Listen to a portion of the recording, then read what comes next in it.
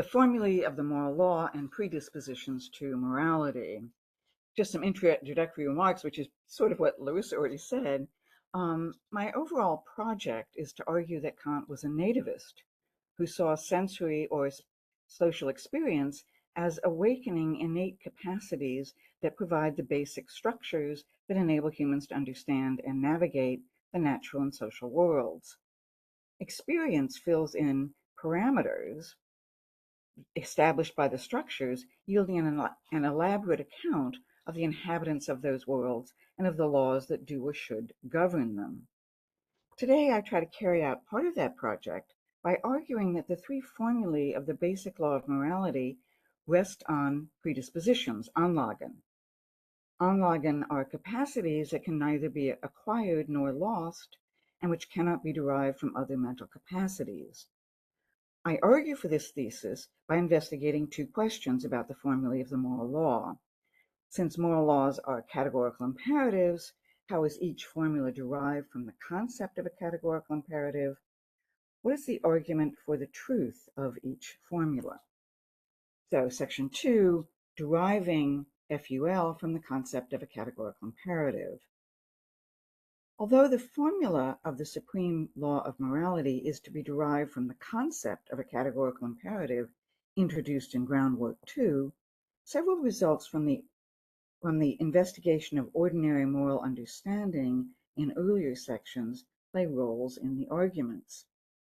The preface established that it is part of ordinary moral understanding that a law can obligate only if it holds for all rational beings. A central argument of groundwork 1 shows that it is part of ordinary moral understanding that morally good actions are those done from the motive of duty. Kant introduces the concept of a categorical imperative with a fact. Everything in nature works according to laws, but there are rational beings who have the capacity to act according to the representation of laws. He spells out what that capacity is. It is the capacity to derive actions from laws. He echoes Christian Wolff's theory of rational action. Wolff believed that action requires a maxim, because without some impetus, agents would be quiescent. Maxims move agents because they present some course of action as good because it enhances the agent's perfection and so his enduring happiness. Maxims constitute the major premise of a practical syllogism. For example, it is good to do Act A in circumstances C. The minor premise indicates that the present circumstances are an instance of type C.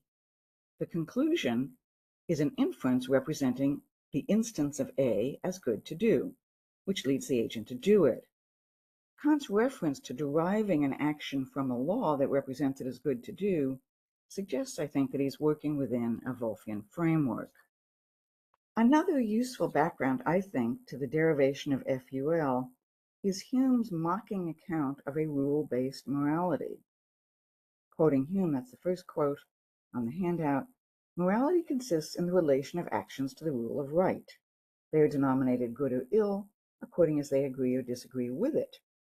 What then is this rule of right? How is it determined? By reason, you say, which examines the moral relations of actions, so that moral relations are determined by the comparison of the actions to a rule, and that rule is determined by considering the moral relations of objects. Is this not fine reasoning?" Kant owned a translation of Hume's inquiry, and as we'll see, his derivation of FUL provides answers to Hume's questions. Having presented the capacity to derive actions from laws, Kant notes that although some creatures automatically follow laws, others do not, and for them laws are imperatives. He then argues that the most basic division of imperatives is between the hypothetical and the categorical, and declares that the categorical imperative is that of morality. He adds that the difficult task of showing that such an absolute command is possible will be left to groundwork 3. The work of groundwork 2 will be to see if the concept of a categorical imperative can furnish its formula. Kant then presents the derivation of FUL. This is 2 on your handout. When I think of a categorical imperative, I know at once what it contains.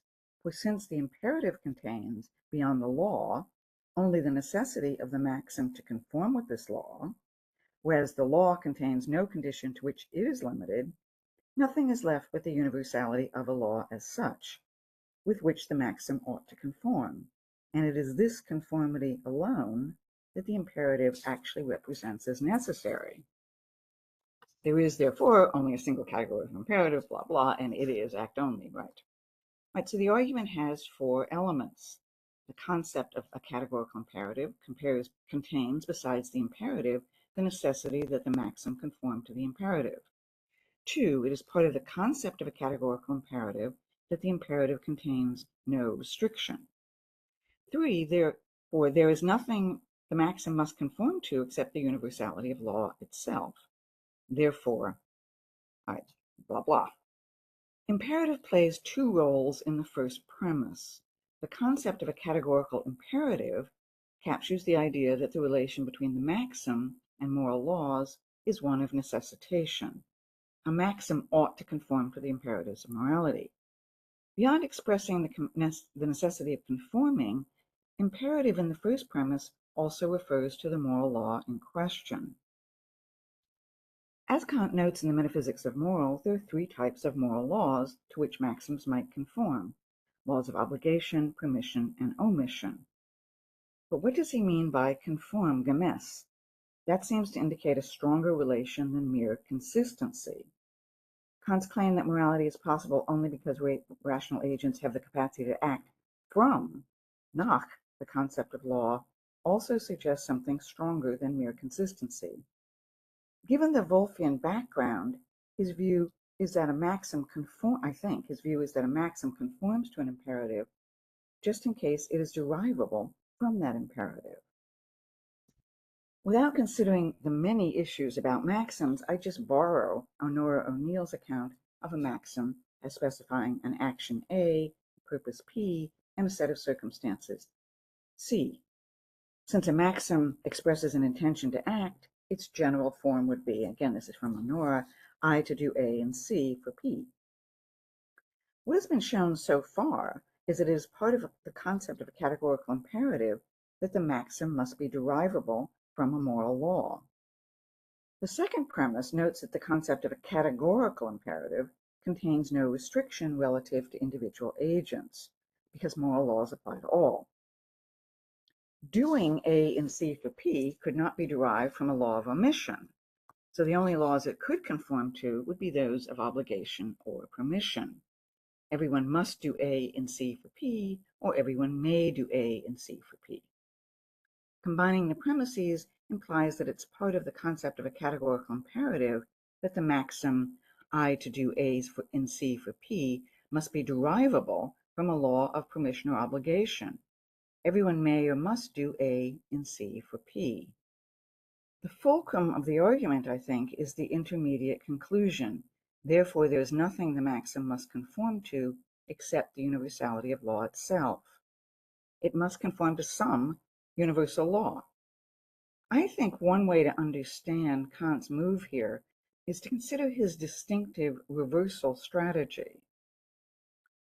Do not ask if our forms of representation conform to nature, but whether nature conforms to our forms of representation. Here he argues, perhaps as an answer to Hume's skepticism, we do not need to ask whether a maxim conforms to a principle known independently to be a moral law.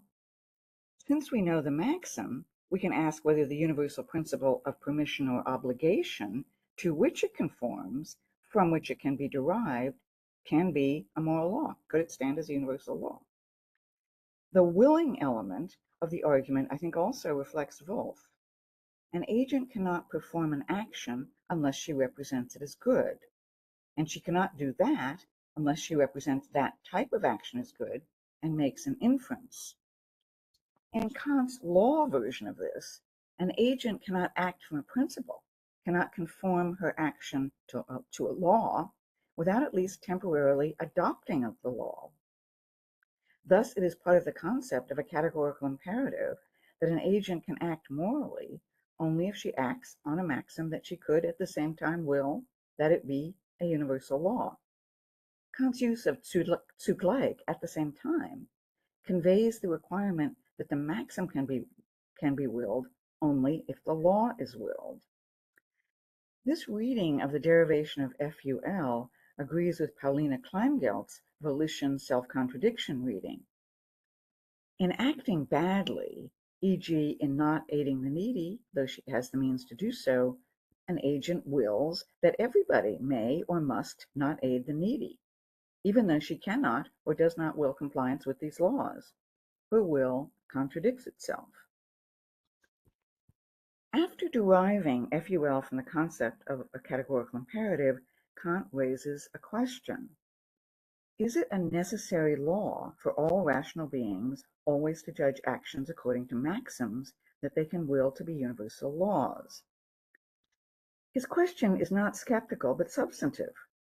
Since he has just shown that FUL is a supreme moral principle, it follows that morality will be possible only if the world contains beings of a certain kind, creatures who necessarily always evaluate actions through FUL. Kant laments that this question this question can be answered only by taking a step beyond our understanding of morality into metaphysics. Part 3. Partially deriving FH, i.e. the formula of humanity, from the concept of a categorical imperative. Kant argues that if the supreme moral principle is a categorical imperative, then it must be formulated to represent something that is necessarily an end for everyone, because it is an end in itself. The argument rests on two assumptions. As a practical principle, an imperative must motivate, otherwise it could not serve as a maxim from which actions are derived. Since moral laws apply to all rational creatures, the end that motivates moral action must be an end that all rational creatures must have. From here, the derivation of FH diverges from the one for FUL. Kant simply asserts that rational beings are ends in themselves. He claims that every rational being necessarily represents herself as such an end, and offers a postulate about other rational beings. This is citation 3. Every other rational being represents its existence in this way, as a consequence of just the rational ground that also holds for me. Then he draws the conclusion, so act that you use humanity in your own person, blah, blah. Okay. There are 2 points to note here. First, unlike FUL, groundwork 2 does not contain an argument for FH. It establishes only the limited result that there must be something that all rational agents necessarily regard as an end in itself. Second, the postulate seems to invite the same scope fallacy that Mill commits in section 4 of utilitarianism. Since each desires his own happiness, each desires the happiness of all.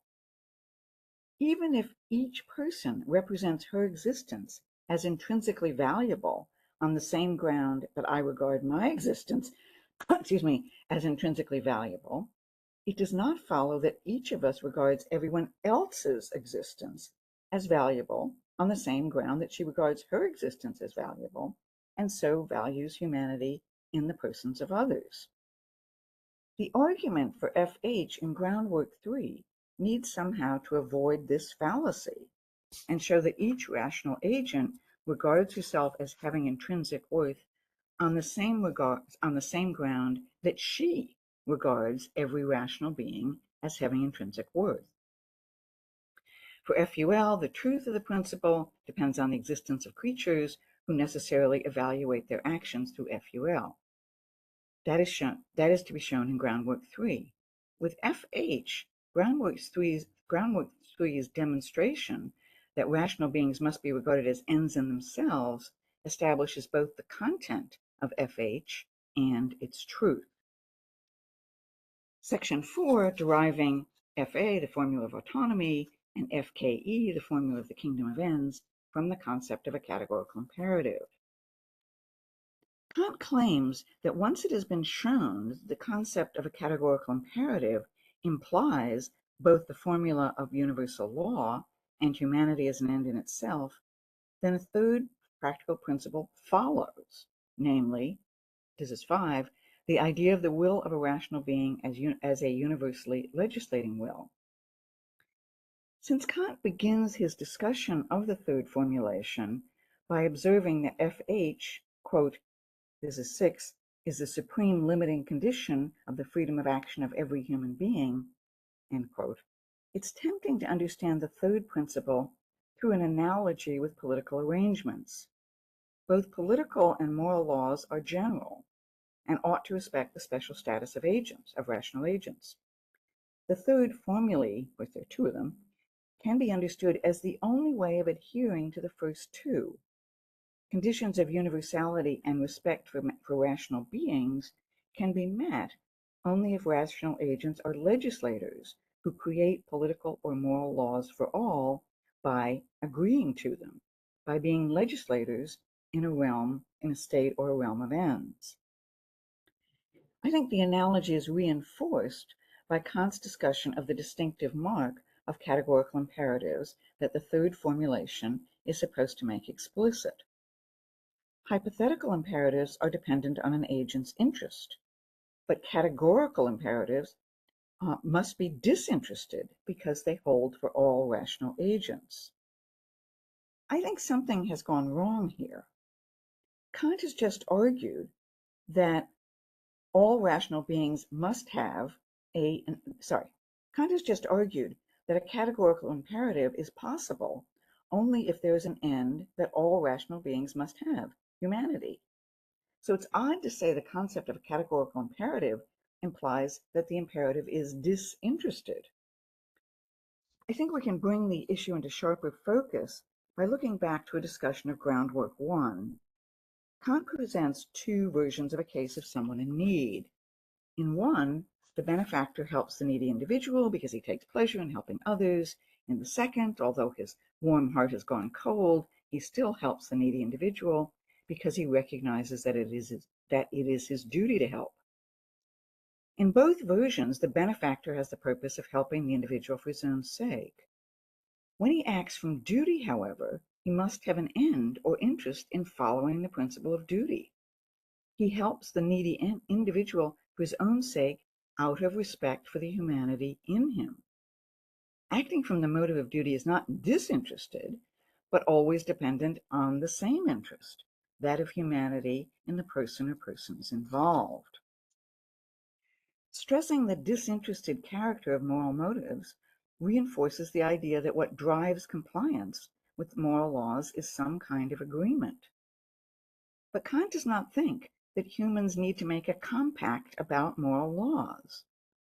To see that, consider what happens in a world where FUL and FH are universally followed. By her action, each rational agent wills compliance with laws applying to all. Each would legislate morality for herself and others out of respect for the humanity of all. No social agreement is needed. Always acting as a legislator in a realm of ends follows immediately from always following FUL and FH. In sections 2 and 3, I noted that the arguments for the truth of FUL and FH are deferred to groundwork 3. What needs to be proved is that rational beings necessarily judge actions according to maxims that they could will to be universal laws, and that rational beings are and regard themselves and all other rational beings as ends in themselves. If both can be established, then it would follow that rational beings necessarily have the motive and the means to act as legislators in a realm of ends. Section 5. The proof of the principles in groundwork 3 and in the critique of practical reason. At the end of groundwork 2, Kant repeats that he has not yet shown that the moral law is true. To do so, he will need to turn to a, quote, possible synthetic use of pure practical reason. I don't think I had that on the handout. That's 445. I take a synthetic use of pure reason to be a synthesis, an inference, that ordinary people make in thinking and that philosophers can capture in a principle. Groundwork 3 offers a I need hardly explain to this group. Groundwork 3 offers a complex chain of arguments. I'm going to consider just subsection 2, just the second subsection. Freedom must be presupposed as a property of the will of all rational beings. In the first subsection, Kant argued that a free will is identical to a will that is subject to moral law.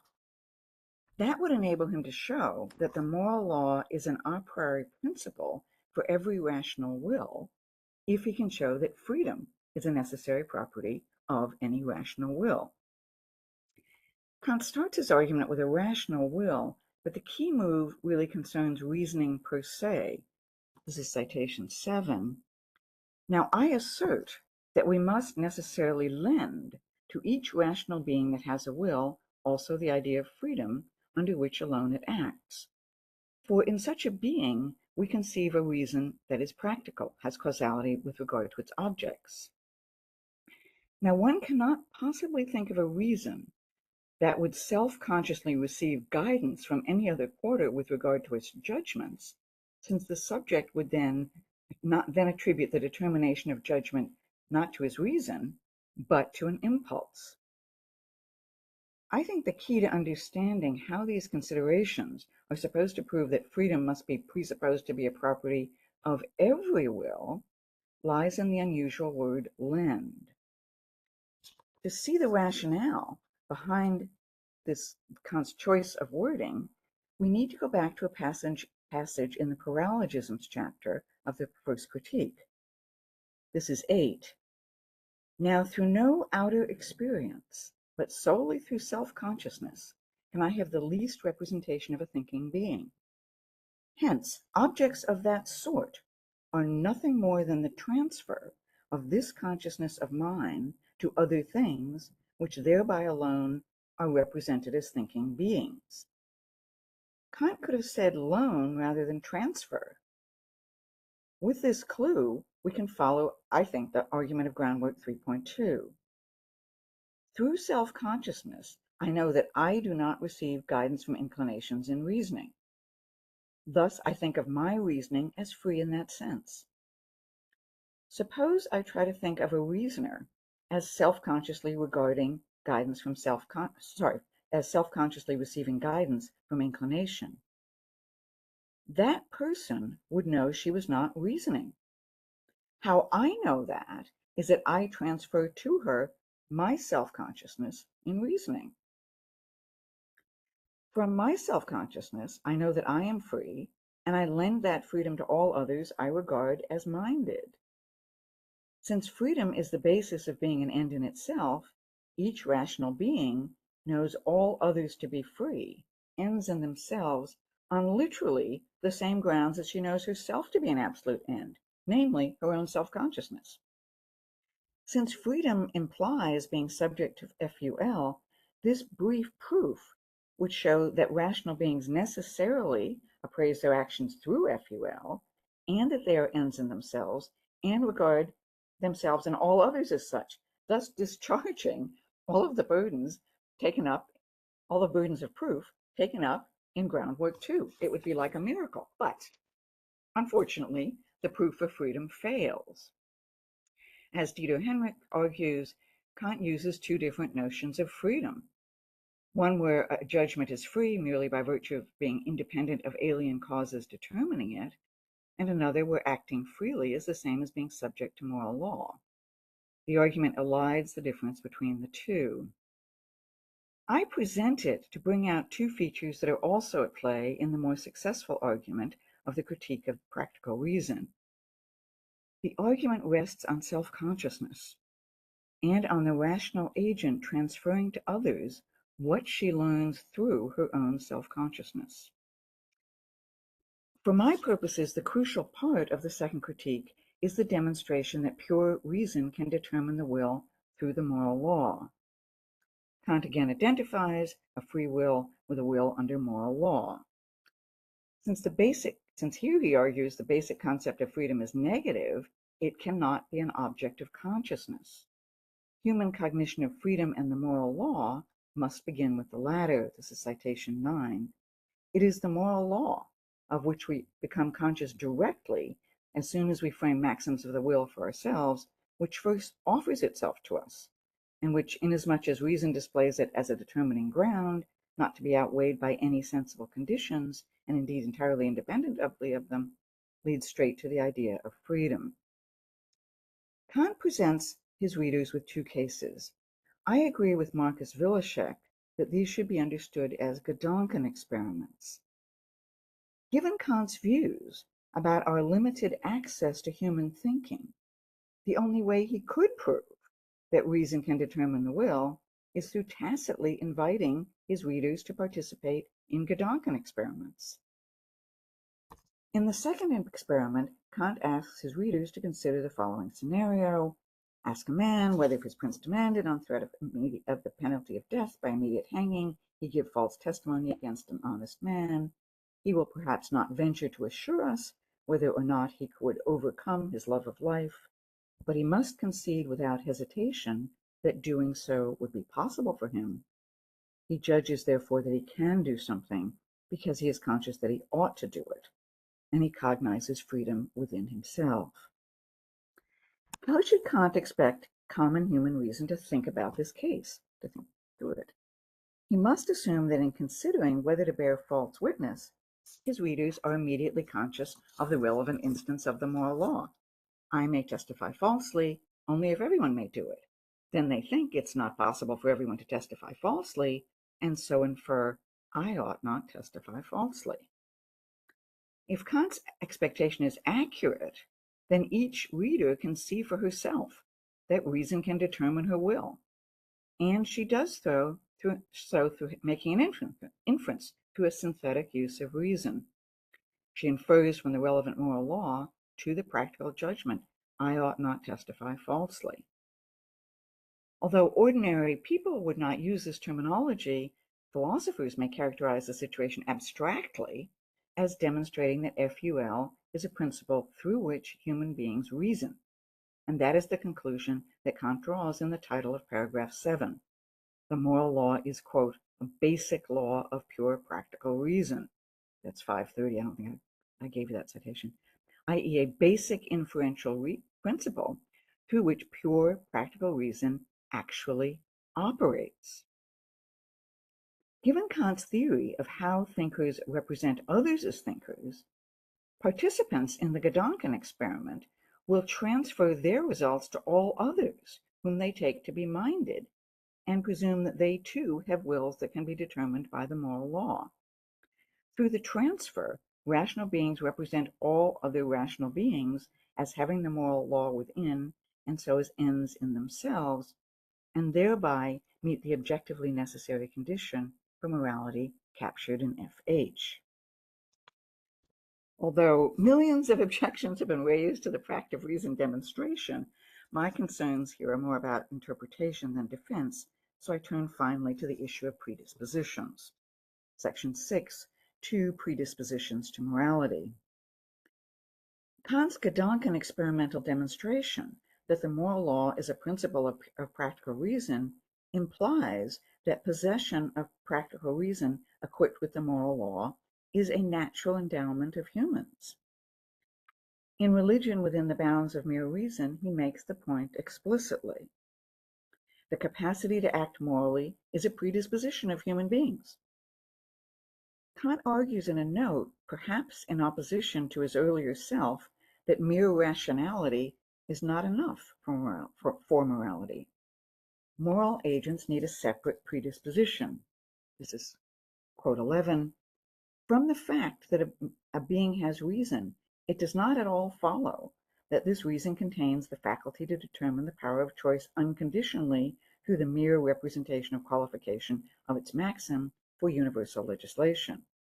The most rational being might apply the most rational reflection to these objects, incentives, without thereby even suspecting the possibility of such a thing as the absolutely imperative moral law.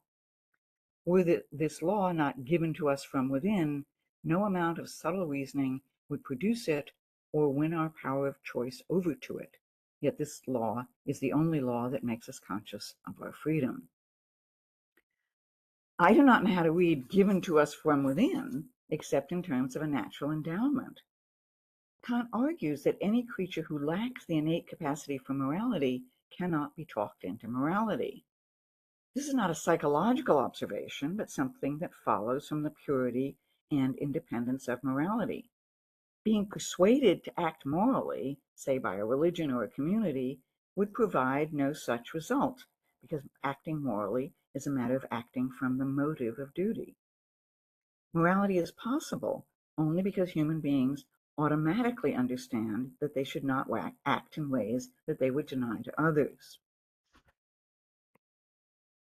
Although respect for rational or moral beings is not one of the basic predispositions presented in the religion book, the predisposition to self-respect appears in the Metaphysics of Morals as one of the feelings that constitute the moral endowment of humans. Feelings are subjective because they do not characterize all beings capable of morally correct actions, e.g., God and angels. They do not belong to the objective ground of morality. Nevertheless, for beings who have feelings and do not automatically follow the moral law of reason, they are subjectively necessary predispositions to morality. Before turning to the Doctrine of Virtue text on self-respect, it'll be helpful to look at 4 roles that respect plays in Kant's ethics. First, the most obvious, treating humanity in themselves and in others with the respect owed to ends in themselves, is a rule of behavior captured in FH. Second, since the moral law is a principle of pure reason, the mind respects it in the sense that it automatically infers certain actions from it, even if those actions are blocked by selfish desires. Third, in the incentives chapter of the second critique, Kant explains how the feeling of respect for the moral law can defeat selfishness. Because the moral law presents itself as the determining basis of the will, because the mind automatically follows it, it restricts self-love and strikes down self-conceit. It thereby engenders pain and at the same time respect for itself. Unlike feelings caused by objects, the feelings of respect for the moral law is universal and known a priori. Kant's concerns here are twofold. He wants to take account of the feeling of reverence that people have for the moral law, or for moral laws more generally, and he wants to ensure the autonomy of morality. It cannot be beholden to some source other than itself. These joint requirements lead him into the awkward position of claiming that the moral law causes the feeling of respect for itself, and yet that it is identical to that respect. Different concerns provide the context for the doctrine of virtue discussion of the predisposition to self-respect. What is the basis of duties to self? How is it possible for actions to be not just in accord with duty, but virtuous, motivated by duty? Although its focus is different, Kant's discussion also provides a deeper account of the claims of the practical critique and the groundwork. He explains why respect for the moral law is not something in addition to the moral law, but the same as it, and traces the capacity to act from the motive of duty to its source. Quoting again, this is 12, respect is something merely subjective, a feeling of a special kind, not a judgment about an object that it would be a duty to bring about or promote. For such a duty, regarded as a duty, could be represented to us only through the respect we have for it. A duty to have respect would thus amount to being put under an obligation to duties. Accordingly, it is not correct to say that a human being has a duty of self-esteem. It must rather be said that the law within him unavoidably forces respect for his own being, and this feeling is a basis of certain duties, that is, of certain actions. It cannot be said that a man has a duty of respect towards himself, for he must have respect for the law within himself in order even to think of any duty whatsoever. The last sentence clarifies the relations among laws, duties, and respect. It makes no sense to talk about having a law of duty within that prescribes duties, and then, a law within that prescribes duties, and then ask whether it's respected. Unless it is respected, it cannot prescribe any duties. Respect for the moral law within is not voluntary, but an aspect of involuntarily having the moral law within. Since any other foundation would be heteronymous, morality as ordinarily understood is possible only for creatures who have predispositions to formulate and follow, and so respect in that sense, the moral law. And, let me try that again. Since any other foundation would be heteronymous, morality as ordinarily understood is possible only for creatures who have predispositions to formulate and follow, and so respect in that sense, and to respect the moral law in the sense of taking it to obligate actions. Although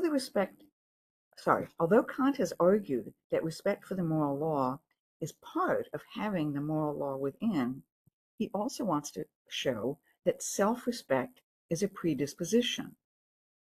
Since the argument for the involuntary character of self-respect in the passage, if you look at it, is just the assertion that the law within the person unavoidably forces respect for his own being, we need to consider a wider context. At the beginning of the discussion of feelings necessary for morality, Kant claims that consciousness of these feelings is not of empirical origin, but follows from the consciousness of the moral law as the effect this has on the mind. That claim may suggest that we are back to the causal view of the second critique. Notice, however, that an innate predisposition for self-respect could not be caused by anything. I think a better way to understand Kant's theory here is through the model of predispositions that he laid out in the reply to Eberhard. Kant rejected the charge that the critique of pure reason maintained the innateness of the representation of space. This is 13. The critique admits absolutely no innate representations. Our cognitive faculty does not get the representations of space and time from objects. Rather, it brings them about a priori out of itself. There must indeed be a ground for it in the subject, however, which makes it possible that these representations can arise in this and no other manner. And this ground, at least, is innate. In the cognitive case, Kant's claim is that the mind has innate tendencies to arrange sensory impressions in determinate ways, so that objects are represented in spatial and temporal relations. And this tendency is required for the possibility of cognition. By analogy, Kant's theory in the doctrine of virtue is that not only is the human mind so constituted that when someone confronts a practical problem, she formulates an action and runs it through FUL, the human mind's capacity to feel is so constituted that when someone does so, runs it through FUL, she respects the judgment that follows as authoritative, as prescribing a duty, and respects her capacity to prescribe duties as authoritative. Morality is subjectively possible for creatures with feelings only because they have a predisposition for self-respect that enables them to feel the authority of their moral capacity when they face choices about what to do, given self-interested desires. Without that capacity, they could have no moral duties. The human predisposition to feel respect for her moral capacity is required for the possibility of morality, and it provides an apt, i.e. non-heteronymous, basis for abstaining from actions that would defile herself physically or morally. Explaining the possibility of virtuous action is more complicated. It requires self-constraint and appropriate feelings of respect and love. I'm not going to try to deal with duties of love, but I think we can see how duties of respect can be grounded in the predisposition for self-respect. The feelings at issue cannot be pathological, but must be grounded in reason's moral law. The respect at issue, this is quoting Kant 14, the respect at issue is to be understood as the maxim of limiting our self-esteem by the dignity of humanity in another person, and so as respect in the practical sense. Morality would be impossible unless agents had a predisposition to recognize, respect the authority of the moral law and of their own humanity. Since humans can recognize others as minded only by using their own minds as models for them, the subjectively necessary predisposition for self-respect will inevitably lead them to have the morally appropriate, rationally based feeling of respect for others. They do not voluntarily respect humanity in others, but do so as soon as they take them to be agents, and that is what enables them to limit their self-esteem through their feelings of respect for others. Over the course of his ethical writings, Kant shows that and how morality, as analyzed in sections 1 and 2 of the groundwork, is possible. There are creatures who necessarily evaluate actions through the moral law and who can act from it, even though they are beset by selfish desires, because they have the requisite feelings of self-respect and respect for the humanity of others. As noted in section 5, if the conditions for the truth of FUL and FH are established, then so are the conditions for the truth of FA and FKE. Humans automatically act as legislators in a kingdom of ends, unless they are misled into thinking of themselves as having privileges that others do not. Further, in the case of creatures with feelings, the predispositions for FUL and FH are intertwined. Creatures can have a moral law within capable of prescribing duties only when they have the predisposition to feel respect for humanity in themselves, and through that, for humanity in others. Perhaps not in this group, but in others, it's easy to imagine an objection to Kant's appeal to predispositions. Kant called the theory of innate ideas a lazy hypothesis. And it might be thought that the explanation that predispositions provide is nothing more than a virtues normativa. Humans are able to act morally because they have a capacity for it. This objection collapses, however, given the many necessary conditions for the possibility of morality that Kant extracts from ordinary moral understanding, and the complex set of faculties required for morality that he presents at the beginning of the Metaphysics of Morals. He does not consider how all those faculties are possible, but focuses on the predispositions of capacities specifically required for morality, the capacity to act on FUL, and the capacity to be not just a citizen of a state, but a member of an ethical community.